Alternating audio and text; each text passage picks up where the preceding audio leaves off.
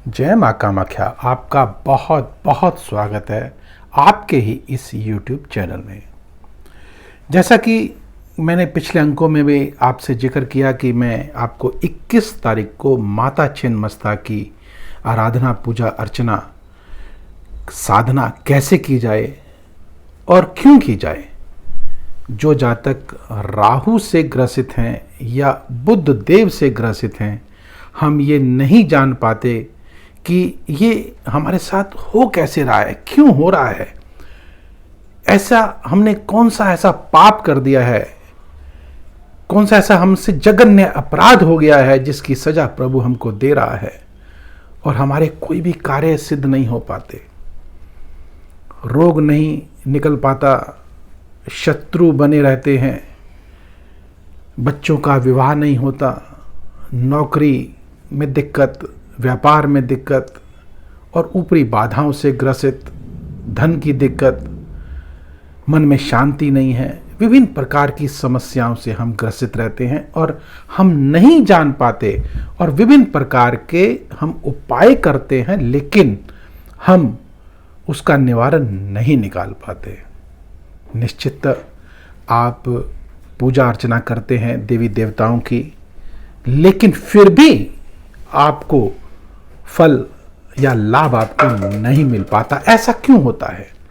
आज मैं आपके समक्ष माँ कामाख्या की कृपा से, महाविद्या की कृपा से, माता छिन्नमस्ता की पूजा कैसे की जाए, अर्चना कैसे की जाए और क्यों की जाए। देखिए, मैं आज सबसे पहले एक विषय को लाता हूं जिसका नाम है शत्रु मर्दन। हमारे शत्रु होंगे, मुकदमा चल रहा होगा या कोर्ट कचहरी का मामला होगा, पुलिस का मामला होगा, या हमको नौकरी नहीं मिल पा रही होगी, आस पड़ोस में हमारे शत्रु बन गए होंगे, हमने ऋण ले लिया होगा और ऐसे शत्रु बन गए होंगे, या हमारे और भी आसपास हमसे के लोग हमसे ईर्ष्या कर रहे होंगे, शत्रु पीड़ा हमको रहती है, लड़ाई झगड़ा हो जाता है, बात बात में वाद विवाद हो जाता है। इन समस्याओं से कैसे ग्रसित हम हुए ये हम नहीं जान पाते और राहु देव की कृपा से हम निकल सकते हैं। ये राहु का ही प्रकोप है कि अदृश्य किरणें हमको आकर सताती हैं, अदृश्य शत्रु हमको आकर सताते हैं और उसका क्या निवारण है। देखिए, मैं अगर आपको पूजा की बात करूं, अर्चना की बात करूं, साधना की बात करूं तो आप क्यों करेंगे? जरूरत नहीं है आपको। आप सामाजिक प्राणी हैं। हाँ, हमारा तो एक उद्देश्य बनता है कि हम तो साधक हैं, साधना करते रहेंगे सभी देवी देवताओं की, भैरव की, या उनके जो और भी आसपास योगिनी हैं उनकी सब की। लेकिन आपके समक्ष मैं एक छोटा सा साधारण सा आपके समक्ष उपाय लेकर आया हूँ जिसको करके आप साधारण सी पूजा करके आप अपने संकटों से मुक्त हो सकते हैं। तो आज सबसे पहले मैं चर्चा करता हूँ कि हम शत्रुओं से कैसे बचें या कोर्ट कचहरियों से हम कैसे मुक्त हों। इस प्रकार की जो समस्याएं हमारे समक्ष रहती हैं उसके लिए छोटा सा मंत्र और क्या विधि है। देखिए, विधि को जानना और एक सिस्टम को जानना बहुत जरूरी है। एक सिस्टम ही एक तंत्र होता है और उस सिस्टम से हम कार्य को करेंगे तो हम जो है साधना में अवश्य जो है सफल हो जाते हैं। वह क्या है, आइए जानते हैं उसको। सबसे पहली बात तो एक मंत्र है, उस मंत्र को आप लिख लीजिए। ओम श्रीम हलरिम हलरिम वज्र विरोचनीय फट। इस मंत्र को आप कितनी माला करेंगे? 36 माला करेंगे। और इस जो इंडेक्स फिंगर है इसका प्रयोग बिल्कुल नहीं करेंगे। दिशा हमारी दक्षिण दिशा होनी चाहिए, अर्थात हमारा मुख दक्षिण की तरफ होना चाहिए। आसन हमारा काला होना चाहिए और जो हम पुष्प चढ़ाएंगे या जो माला हम लेंगे या फल लेंगे वह सब लाल रंग की होनी चाहिए। और माला कौन सी होनी चाहिए? छिन्न माला होनी चाहिए, क्योंकि छिन्नमस्ता की आप पूजा कर रहे हैं तो छिन्न माला ही इसमें आपको लगेगी।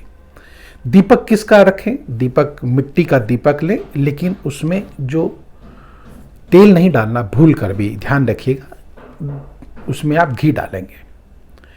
और एक बात और जो कि विशेष सावधानी रखनी है आपने, वह यह है कि काली मिर्च का आप प्रयोग बिल्कुल नहीं करेंगे। और दूसरा, इसकी साधना दो तरीके से होती है, एक उग्र साधना है, एक शांत साधना है। मैं तो आपसे कहूँगा कि उग्र साधना आप मत करिए, क्योंकि इसके परिणाम भी आपको उल्टे तुरंत मिल सकते हैं। और आप शांत साधना कीजिए, माँ का रूप आप समक्ष रख करके साधना करेंगे तो सफल होंगे, और तीव्र होंगे, शीघ्र होंगे, और आप सफल भी अवश्य होंगे। और अंत में एक बात और, कि ये पूजा अर्चना जब आप करेंगे, माला का जाप करेंगे, तो अंत में एक बार आपने भैरव बाबा को, अर्थात इस माँ के भैरव कौन है, उसकी आपने अर्चना पूजा अवश्य करनी है। भैरव कौन से हैं? वह कबंध भैरव, ओम कबंध भैरवाय नमः का एक माला जाप आप अवश्य करें, नहीं तो आपकी ये पूजा अर्चना की हुई व्यर्थ हो जाएगी। आप जब पूजा अर्चना करेंगे, संकल्प लीजिएगा, अपना नाम, अपने माता पिता का नाम, अपने स्थान, अपना गोत्र अवश्य रखें, और जो आपकी कामना है उस कामना को भी आप अवश्य रखें। तो निश्चित आपके जो शत्रु हैं वो 100% मैं आपको लिख के दावे के साथ कह सकता हूं कि वह छिन्न भिन्न अवश्य हो जाएंगे। और अब एक बात और आपसे मैं कहना चाहूंगा कि अगर आपने लाइक नहीं किया, सब्सक्राइब नहीं किया, बेल बटन को नहीं दबाया, तो अवश्य दबाएं। अगला वीडियो मैं आपके समक्ष दूंगा कि धन कैसे प्राप्त किया जाए, धन की प्रचुर मात्रा हमारे पास कैसे हो, इसके बारे में हम अगले वीडियो में जानेंगे। अब मुझे दीजिए आज्ञा। जय मां कामाख्या।